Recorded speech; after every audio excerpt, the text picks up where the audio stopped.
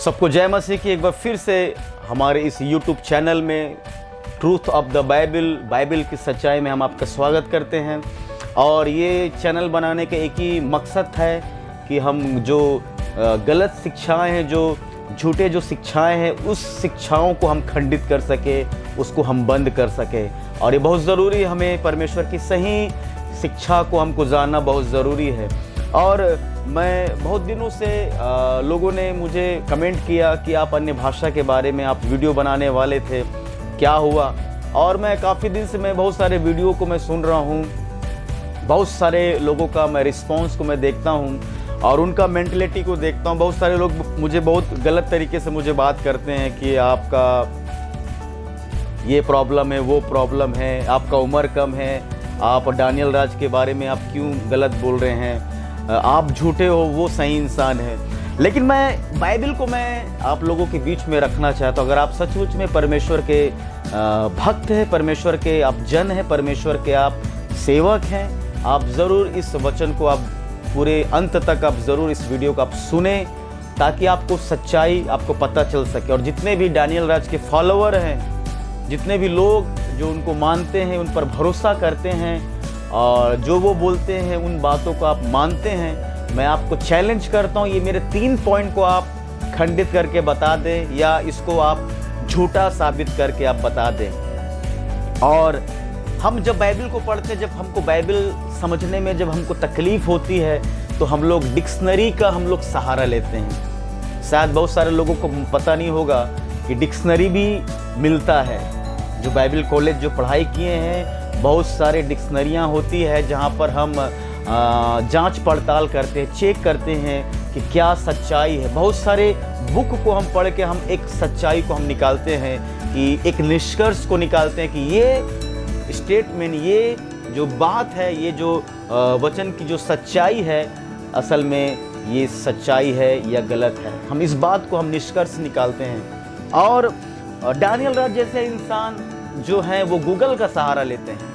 और आपको पता होना चाहिए कि गूगल को किसी एक इंसान ने बनाया है।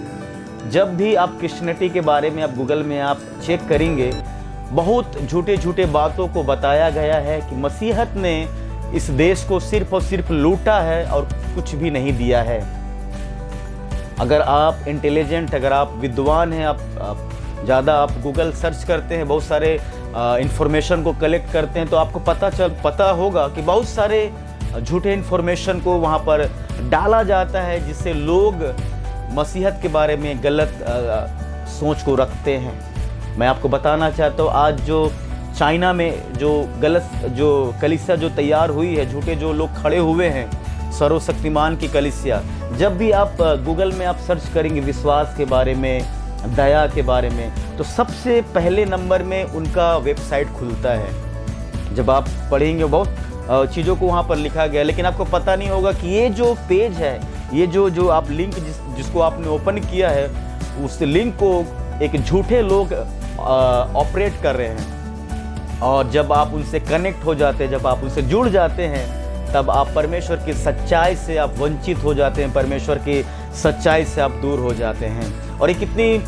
शर्म की बात है कि हम बाइबल नहीं पढ़ते हैं। लेकिन मैं आज अन्य भाषा के बारे में मैं 3 पॉइंट को मैं बताना चाहता हूँ, और किस तरीके से डैनियल राज ने यही वचन में किस तरीके से हमको भ्रमित कर दिया, उलझा दिया, और हम उसकी बातों को हम सुनकर हम उस पर विश्वास कर लिए। लेकिन जब मैं परमेश्वर से जब मैं प्रार्थना कर रहा था, कि मैंने परमेश्वर से एक ही बात कहा कि बहुत सारे लोग हैं, मैं अपने आंखों से देखा हूँ कि लोगों ने पवित्र आत्मा के वरदान को उन्होंने पाया, अन्य भाषा के वरदान को उन्होंने पाया।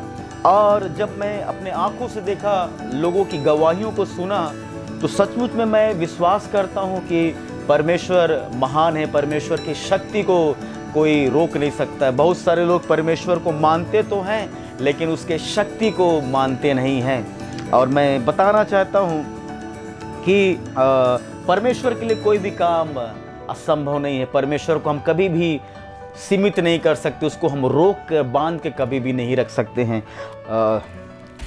और मैं आप लोगों के बीच में 3 मुख्य बातों को मैं आप लोगों के बीच में रखना चाहता हूं, जिसको सुनना बहुत ज़रूरी है। और मैं आपको चैलेंज करता हूं कि आप जब बाइबल को जब आप पढ़ेंगे, तब बाइबल आपको सच्चाई आपको बताएगी कि क्या सचमुच में अन्य भाषा क्या होता है, क्या सचमुच में अन्य भाषा को क्या पौलुस ने कभी बोला था, क्या अन्य भाषा का वरदान बाइबल में पाया जाता है। जब हम बाइबल को जब हम पढ़ते हैं, पहला कुरिन्थियों 14 अध्याय, वहां पर मैं 3 पॉइंट को मैंने निकाला और वो पॉइंट से मुझे पता चलता है कि उस जगह पर अन्य भाषा बोला जाता था। शायद ये आपको हैरानी वाली बात लग रही होगी, शायद आपको अजीब सा लग रहा होगा, क्योंकि आपने दानियल राज के कुछ बातों को आपने सुना है, लेकिन मैं दानियल राज को मैं नहीं जानता, मैं गूगल महाराज को मैं नहीं जानता कि आपका जो सोर्स ऑफ जो नॉलेज है आप गूगल की सहायता से आप लेते हो, कहीं से लेते हो, लेकिन बाइबल में जो बाइबल का जो वचन है, उस वचन को मैं आप लोगों के बीच में मैं रखना चाहता हूँ। पहला पॉइंट, पहला कुरिन्थियों 14 अध्याय उसका 2 पद में लिखा हुआ है, क्योंकि जो अन्य भाषा में बातें करता है वह मनुष्यों से नहीं परंतु परमेश्वर से बातें करता है, इसलिए कि उसकी बातें कोई नहीं समझता, क्योंकि वह भेद की बातें आत्मा में होकर बोलता है।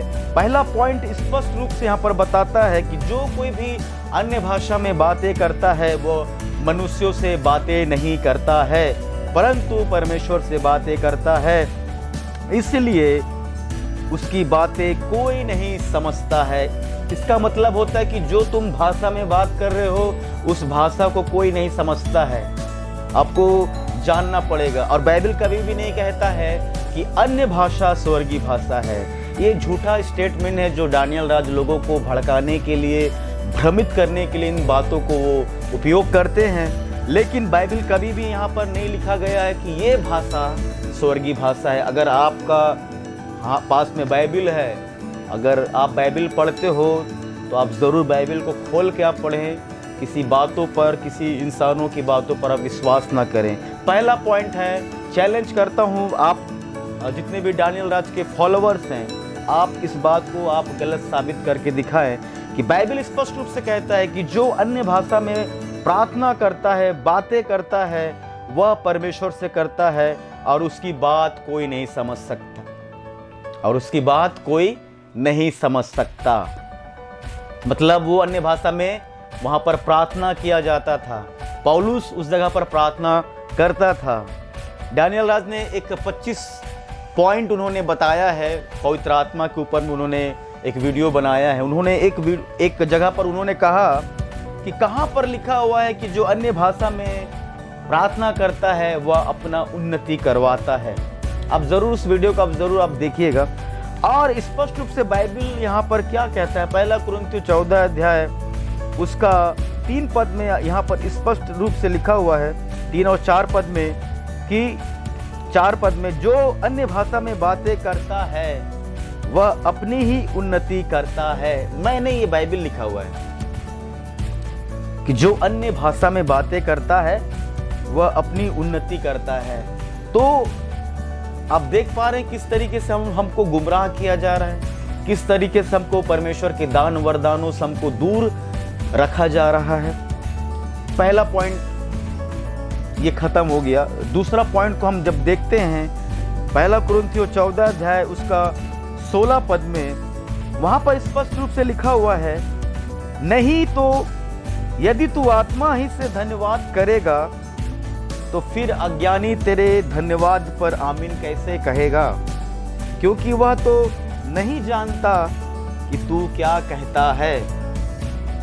और यहाँ पर जब आप दूसरा पॉइंट को जब आप पढ़ेंगे, बाइबल के इस वचन को जब आप ध्यान से आप पढ़ेंगे, पहला कुरिन्थियों 14 अध्याय उसका 16 पद में स्पष्ट रूप से परमेश्वर का दास पौलुस कहता है कि अगर तू आत्मा से धन्यवाद करेगा, मतलब तुम अन्य भाषा में तुम प्रार्थना कर रहे हो, बातें कर रहे हो, तो जो लोग इसके बारे में किसी को जानकारी नहीं है, जो लोग जानते नहीं है, तेरे धन्यवाद पर आमीन कैसे कहेगा।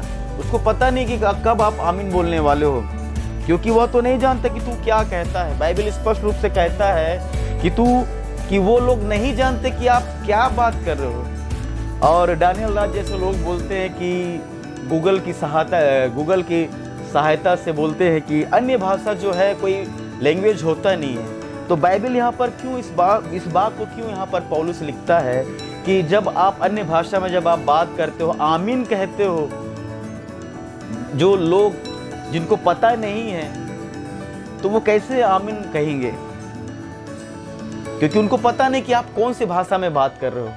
मतलब इसका मतलब है कि वहां पर अन्य भाषा बोला जाता था। तीसरा पॉइंट, पहला कुरिन्थियों 14 अध्याय उसका 23 पद स्पष्ट रूप से हमको क्लियर करता है, यहाँ पर कोई कंट्रोवर्सी नहीं, कोई वाद विवाद नहीं है। और 23 पद स्पष्ट रूप से कहता है, यदि कलीसिया एक जगह इकट्ठी हो और सब के सब अन्य भाषाएं बोले और बाहर वाले या अविश्वासी लोग भीतर आ जाएं, तो क्या वे तुम्हें पागल ना कहेंगे? पौलुस स्पष्ट रूप से कहता है कि अगर जब आप अन्य भाषा में आप बात करें, ऐसी भाषा जिसको कोई इंसान समझ नहीं पाता है, कोई इंसान आपकी भाषा को समझ नहीं पा रहा है, अनुवाद वाली जो बातें हैं उसके बारे में मैं वो दूसरा विषय है, ठीक है। और यहाँ पर स्पष्ट रूप से बताया जा रहा है कि जो अविश्वासी लोग हैं, जो हिंदू भाई बहन लोग हैं, जो प्रभु को नहीं जानते, अगर वो फर्स्ट टाइम अगर वो चर्च में आते हैं, आप अन्य भाषा में अगर आप बात कर रहे हो तो वो उनको समझ में नहीं आएगा कि आप कौन सा भाषा में बात कर रहे हो। डैनियल राज कहता है कि पौलुस लोग अपने लैंग्वेज में, वहाँ के लोकल लैंग्वेज में बातें किया करते थे। तो बाइबल यहाँ पर क्यों लिखता है? बाइबल यहाँ पर क्यों लिखता है कि अगर आप अन्य भाषा में बात कर रहे हो, बाहर का कोई व्यक्ति, कोई अविश्वासी अगर चर्च में आ जाता है तो वो देखेगा तो आपको क्या पागल नहीं कहेगा? इसका मतलब वहाँ पर अन्य भाषा बोली जाती थी। और पौलुस इसलिए कहता है कि जब आप अन्य भाषा करते हो तो उसका अनुवाद करना भी आपको आना चाहिए। परमेश्वर से आप प्रार्थना करें, आप मांगे ताकि आप उसका अनुवाद कर सके। और पौलुस इसलिए बार बार कहता है कि अच्छा है कि अन्य भाषा बोलने से बेहतर यही है कि आप भविष्यवाणी करें, क्योंकि जब आप भविष्यवाणी करते हैं तो आप लोकल भाषा में आप भविष्यवाणी करते हैं, आप लोगों को बताते हैं। लेकिन बाइबल कहता है कि जो 4 पद कहता है, पहला कुरिन्थियों 14 अध्याय उसका 4 पद, कि जो अन्य भाषा में बातें करता है वो अपना उन्नति करता है। और जब 14 अध्याय को आप पढ़ेंगे, पहला पद में लिखा हुआ है कि वरदानों की धुन में रहो। वरदानों, एक से ज़्यादा परमेश्वर के वरदानों की धुन में लगे रहो। हालेलुया।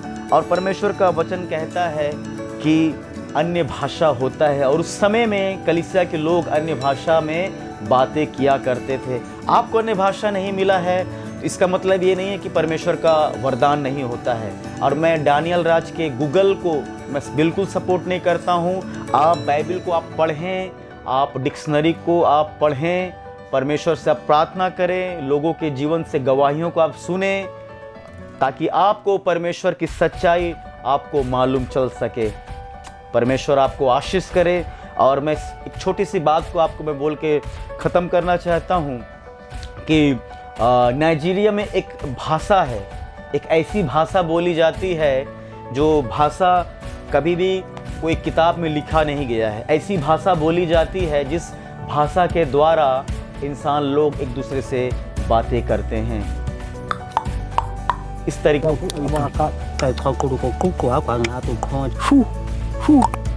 की भाषा का इस्तेमाल करते हैं और लोगों का जो कम्युनिकेशन है, लोगों एक दूसरे को वो समझ पाते हैं। जब आप एक जानवर से जब आप उसके साथ में रहते हैं, आपको सब कुछ पता चल जाता है कि वो क्या खाना, क्या उसको भूख लगा है, उसको क्या चीज़ पसंद है, नापसंद है, वो आपकी बातों को समझ जाता है। क्या जब हम पवित्र आत्मा से जब हम प्रार्थना करते हैं, क्या परमेश्वर हमारी भाषा को, हमारे प्रार्थना को क्या परमेश्वर समझता नहीं है? एक पक्षी से आप बात करते हो, एक भेड़ को आप उनसे बात करते हो, उनको आप बुलाते हो, उनको खाना खिलाते हो। एक बिल्ली से, एक कुत्ते से आप इधर बुलाते हो, इधर आ तो इधर आता है, जाने के लिए बोलते हैं तो वो चला जाता है। कुत्ता को क्या प्रॉब्लम है आपको पता चल जाता है, वो पक्षी को क्या प्रॉब्लम है आपको पता चल जाता है। ये कम्युनिकेशन है, ये कम्युनिकेशन है। हन्ना जब प्रार्थना कर रही थी किसी को सुनाई नहीं दे रहा था। वहाँ का जो याजक जो था, एली था, उसको सुनाई नहीं दे रहा, समझ में नहीं आ रहा था कि क्या करे। वो नशे में धुत है, वो ऐसा वो बोल रहे थे। लेकिन बाइबल क्या कहता है? परमेश्वर जानता है हमारा कम्युनिकेशन, परमेश्वर जानता है हमारे दिल में हम हमारी दिल में क्या है परमेश्वर के लिए, परमेश्वर जानता है। परमेश्वर ने उसके जीवन चमत्कार किया। आज बहुत सारे लोगों को परमेश्वर अन्य भाषा से अभिषेक कर रहा है, भर रहा है। इसका मतलब है कि परमेश्वर आज भी अपने वरदानों को अपने लोगों को देता है। और जो अन्य भाषा को डिनाई करता है, इनकार करता है, इसका मतलब है कि आप परमेश्वर की शक्ति पर आप यकीन नहीं करते हैं, आप भरोसा नहीं करते हैं। और जो अन्य भाषा को डिनाई करता है, उसका जीवन सूखा हुआ जीवन है। वो कभी भी वो फलवंत जीवंत नहीं है।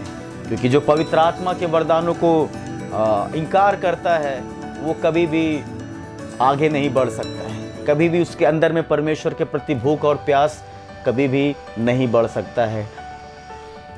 ग्लोरी अपोलोजेटिक्स फ्रांसिस, वो इस बात को वो बिलीव करते हैं, उस चीज़ को मानते हैं। सूरज प्रेमानी इतने बड़े प्रचारक है, वो अन्य भाषा में प्रार्थना करते हैं।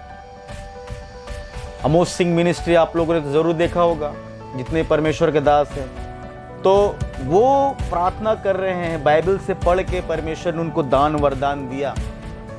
कभी आप पास्टर अमोस सिंह को, उनके गवाही को एक बार ज़रूर सुनना कि वो किस बैकग्राउंड से आते हैं और कैसे परमेश्वर ने उनको पवित्र आत्मा से भरा, तब आपको पता चलेगा।